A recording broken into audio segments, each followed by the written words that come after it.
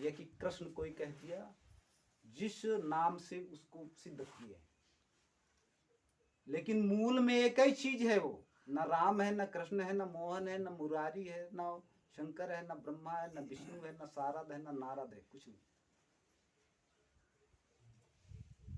न हरा है, न पीला है, न लीला है, न चमड़िया है, न भोड़िया है।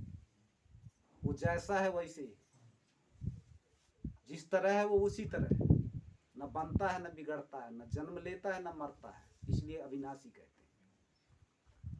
और जो भक्तों भक्ति करते करते उस अविनाशी पद तक पहुंच जाता है, उसी को कैवल्य परम पद कहते हैं, मोक्ष भी कहते हैं, परम धाम भी कहते हैं, और उसी को अवध भी कहते हैं,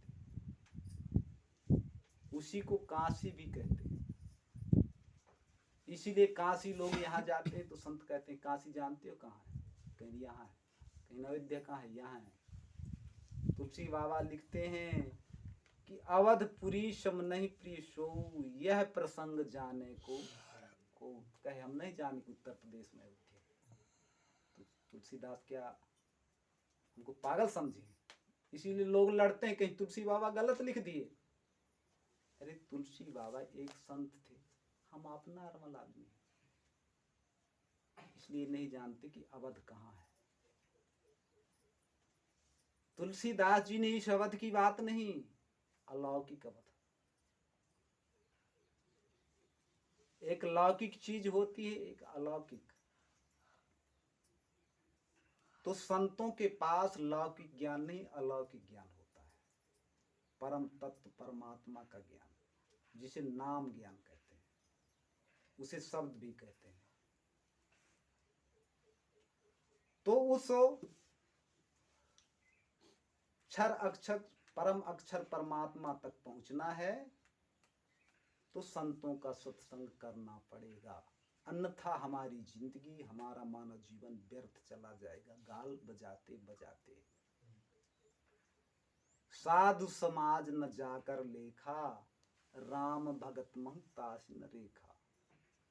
जिसकी गिनती साधु संतों के समाज में नहीं है और साधु संतों के सत्संग प्रवचन में नहीं जाता, उसकी गिनती भक्त में हो ही नहीं सकती।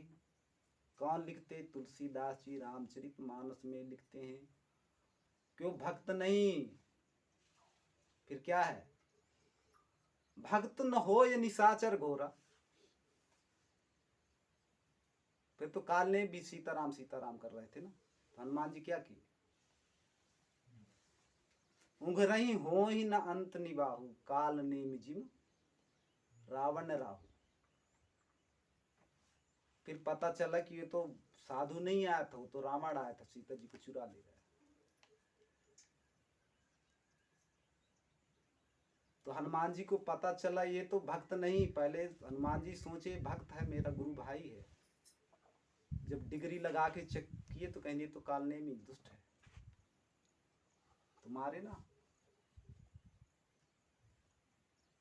तो भक्ति कहाँ से मिलती है? संतों के सत्संग में जाने से, संतों की सेवा से, उनके वचनों में बंधने से। जब संत खुश होंगे तो भक्ति मिलेगी। लेकिन संत कब मिलेंगे जानते हैं? जब पुण्य कर्म आपके पास होंगे तब संतों के पास जा पाएंगे। पुण्य पुंज बिन मिलहि न संता, सत संगति श्रम सति करो अंता।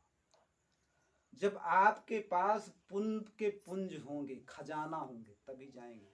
जैसे आप लोग आए हैं ना, आपके पुण्य ने यहां तक ले आया। अब आपके पास पुण्य की पूंजी कितनी थी? सिर्फ यहीं तक आने की थी कि खा लीजिए। जैसे कहीं जाओ पैसा खत्म तो कोई पूछने वाला नहीं। उसी तरह मानव के अंदर भी जब तक पुण्य कर्म सत्कर्म होते हैं तब तक वो चल पाता है, संतों के पास में जा पाएगा। जैसे पुण्य कर्म खत्म तो बाजार में घूमते रहो, एक चीज नहीं मिलेगी। मिलेगी? तो यदि पुण्य को बढ़ाते रहेंगे तो परमात्मा की कृपा होती रहेगी। जब परमात्मा की कृपा होती रहेगी तो संतों का सत्संग होता रहेगा। और जब संतों का सत्संग होता रहेगा तो सुनते रहेंगे, सुनते रहेंगे तो समझते रहेंगे, और समझते रहेंगे तो चलते रहेंगे। तो तीनों चीज हो गया, वहीं प्रयाग बन गया।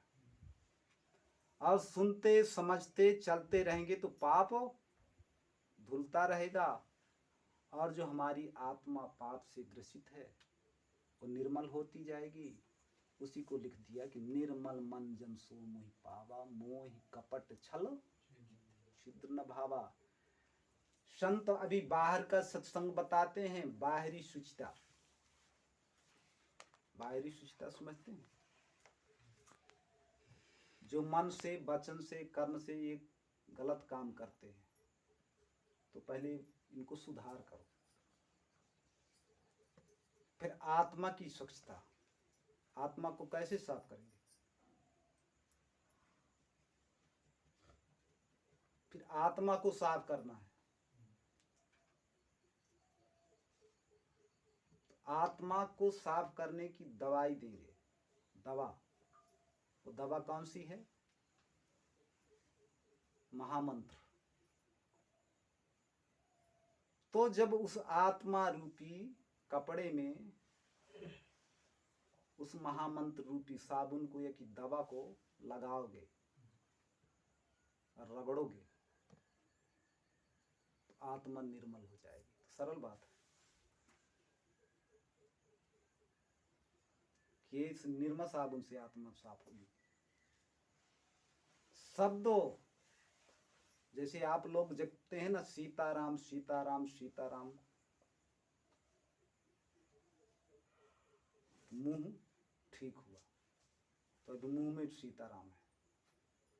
हर रोम रोम से राम निकले। हमारा हाथ भी राम कहे, हमारी आंख भी राम कहे, हमारा कान भी राम कहे, हमारे बाल भी राम कहे, हमारी आत्मा भी राम कहे, सब राममय हो जाए, जुड़ जाए। रोम रोम से राम निकले। तो कैसे जानेंगे कि राम निकल रहे हैं? कैसे चेक करेंगे? जब डिग्री होगी चेक कर लो। ऐसे संत समझ लेते हैं कि ये यहां तक राम वाले हैं, कि यहां तक हैं, कि यहां तक, कहां तक वाले हैं, कि यहां तक वाले हैं। वो डिग्री करते हैं, एक जन्म की डिग्री उनके पास नहीं रहती, 6-6, 7-7 जन्म की डिग्री लेके आते हैं, तब संत बनते हैं, एक जन्म में नहीं। आपको देख के वो जान लेंगे कि मुख में ही सिर्फ राम है कि अंदर भी है।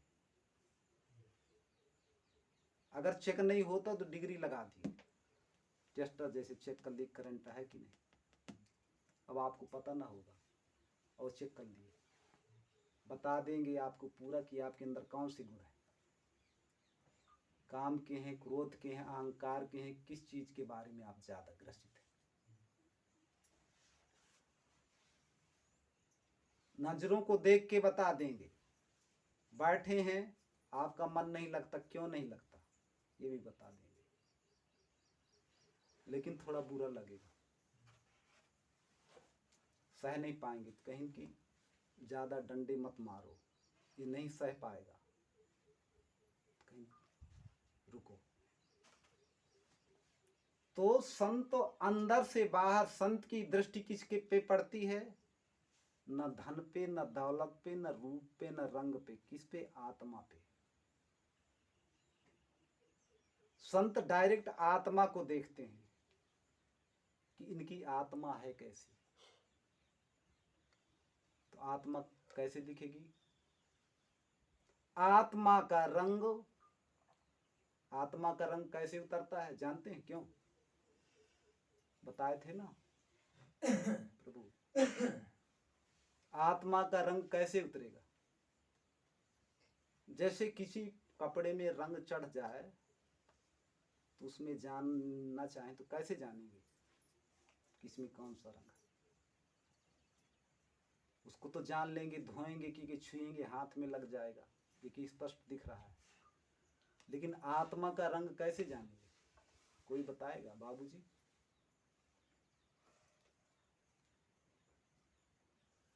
बाबूजी, आत्मा का रंग बाहर कैसे आता है? बाबूजी से ईश्वर की कृपा से, सच्चिदानंद महाराज जी की कृपा से, श्री सद्गुरुदेव जी की कृपा से आज टेस्ट वाइवा है कि आत्मा का सच्चा रंग जब भक्त के बाहर आएगा तो किस तरह से आएगा,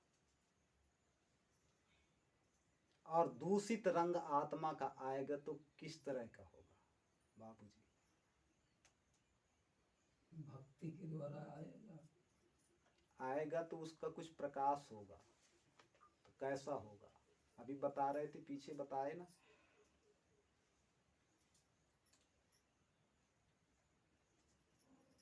नहीं मालूम है पाल जी? वाणियों से, 10 इंद्रियों से प्रकाश आ सकता है। देखिए, जिसकी सही इनका उत्तर है, जिसकी आत्मा यदि निर्मल होती जाती है तो उसकी वाणी से, मन से, बुद्धि से, इंद्रियों से, शरीर से सत्य का प्रकाश प्रस्फुटित होता है। इसलिए संत फटाक से जान लेते हैं। और जिसकी आत्मा दूषित है तो असत्य का प्रकाश प्रस्फुटित होगा, तो जान लेंगे कि दूषित व्यक्ति है। आपको बौद्धिक जानते हैं चेक कैसे करते हैं? संत बोले बेटा इधर आओ, आपको पता नहीं है अभी ना, कहीं इधर आओ, आ गए, कहीं थोड़ा इधर घूमो, अब देखो परीक्षा ले रहे हैं, कहीं इसको घूमो ऐसे। अगर आपके अंदर क्रोध होगा तो कहेंगे क्यों घूमे, प्रश्न करने क्यों घूमे, कौन होते हो कहने वाले, कहीं बस जाओ, पता कर लिए, आपको पता नहीं है कि ये क्रोधी है, अहंकार, कहीं जाओ, छुट्टी कर दी, हो गया ना चेक। अहंकार चेक कैसे करना है, मोह चेक कर, कहीं रुको, अभी रुक जाओ, अभी नहीं जाना है घर। आप बताने लगे मेरे बहुत बड़ा काम बिगड़ रहा है, कहीं ने कहा मोही जाओ, छुट्टी। इसीलिए भगवान के दरबार में सत्संग के संत मिलन को जाइए, तज माया अभिमान, ज्यों ज्यों पग आगे रखे कोटिन यज्ञ समान, दोहा चौपाई खूब कहते हैं लेकिन उसका मतलब नहीं जानते। तो संतों के सत्संग से क्या मिलता है? 4 चीज: अर्थ, धर्म, काम, मोक्ष। सुन समुझहि जन मुदित मन, मज्जहि अति अनुराग, अल्लाहि 4 फल अछत तनु, साधु समाज प्रयाग। प्रयाग तुलसीदास जी ने किसको बताया?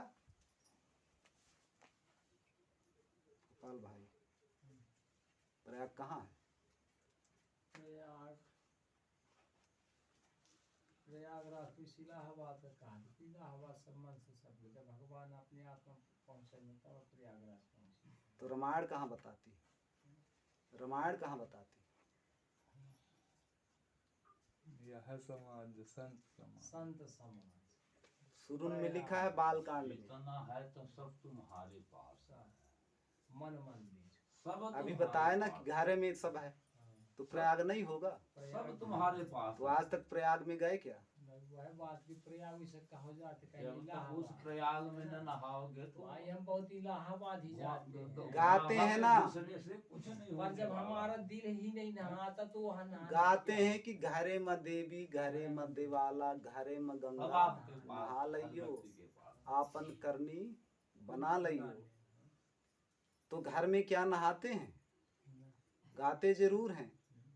इसीलिए तुलसीदास जी ने लिखा, घट में ज्ञान गंगा जिसमें न मारा गोता, तृष्णा के गंदे जल में क्यों तन को धो रहा है, अफसोस मूढ़ मन तू मुद्दतों से सो रहा है। घट में ज्ञान गंगा जिसमें न मारा गोता, तृष्णा के गंदे जल में क्यों तन को धो रहा है, अफसोस मूढ़ मन तू मुद्दत से सो कहा रहा है। तन धोने से कुछ नहीं हुआ। जब तक मन न धुले अंदर फिर वहाँ गाते और उसमें हैं कुछ नहीं लगता ना कि साबुन भीतर लगता की ना कोठरिया तेल, स्वयं गाते हैं ना, साफ है नहीं तुम गंगा नहाए से क्या। भीतर की कोठरिया साफ नहीं तब गंगा नहाए का हुई, और कपट कतरनी कतर रही तो माला घुमाए का हुई। का हुई। जितना है सब तुम्हारे पास। तो हमारे अंदर जो गंगा बह रही घट में, घट में ज्ञान गंगा जिसमें न मारा गोता। अब ज्ञान रूपी गंगा हमारे अंदर बह रही है, उसमें स्नान नहीं करते। लेकिन प्रयाग कहाँ है शरीर के अंदर? कहाँ है शरीर के अंदर प्रयाग? शरीर में प्रयाग कहाँ है? जहाँ आत्मा वही परमात्मा वही सब का है। उसका जगह यही है। पाल जी सबके बताएं। पास। ठहरने की जगह यही जो ठहरा सब शरीर आपके के पास। अंदर, इस शरीर के भाग में प्रयाग किस जगह पे है? प्रयाग बाड़ी में है। त्रिकुटी। त्रिकुटी कहाँ है बताइए सबको, त्रिकुटी कहाँ कहा जाता है? दो नेत्र के माध्यम। देखिए प्रयाग शरीर के अंदर यहाँ होता है, यहाँ पे ईडा पिंगना तयोर मध्य गता सरस्वती। कपिल मुनि जी लिखते हैं ईडा पिंगना तयोर मध्य गता सरस्वती। और जब वो इसको भक्त लोग अच्छी तरह से जान लें, जो मेडिटेशन करते हैं, साधना करते हैं, तो जो साधक नहीं है तो सिंपल अवस्था में उसकी शक्ति बेफिजूल चली जाती है। जो साधना नहीं करता तो उसकी एनर्जी, ऊर्जा व्यर्थ चली जाती है। जैसे कमल, शरीर के अंदर कमल होते हैं, ऐसे रख दिया जाए खपका के, तो कोई पानी ऊपर से गिरे, मान लो पानी की उदाहरण, तो उसमें